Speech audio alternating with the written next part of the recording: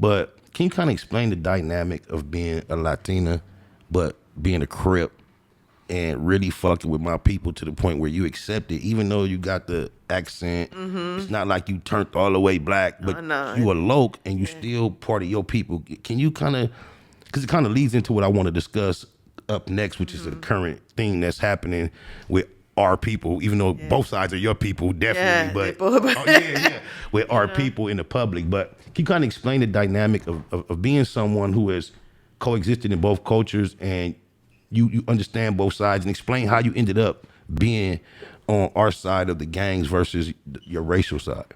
Well, I grew up in Compton with the Mexican, with the Mexican. With the Semos? The CGs, but Sevenos was over there shooting up the house. Okay. Well, we ain't going to talk about that, but Oh, I say yes, go ahead. But I understand how in the past, Compton watched Mexicans, blacks coexisted so well that where it could be that way easy. But yeah, go ahead. Yeah, because there's some Mexican people in the black.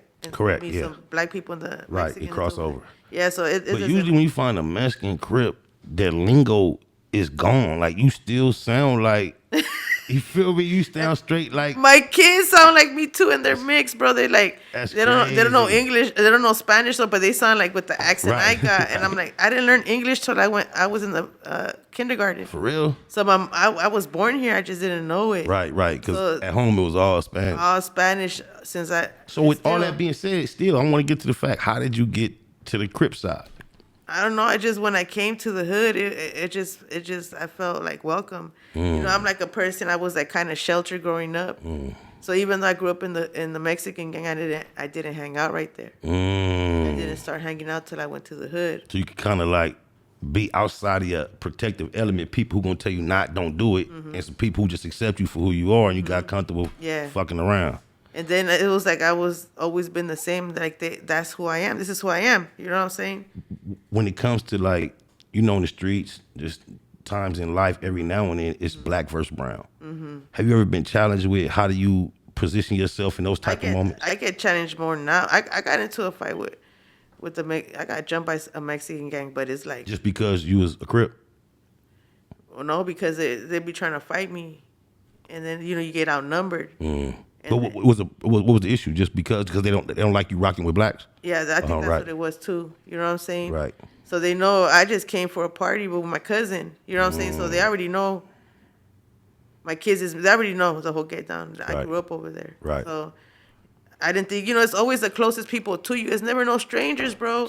And that's the crazy shit. Is like it's never no option nothing. You know what I'm saying? That be doing you something really dirty. Right. You know what I'm saying? You expect it, but it's not.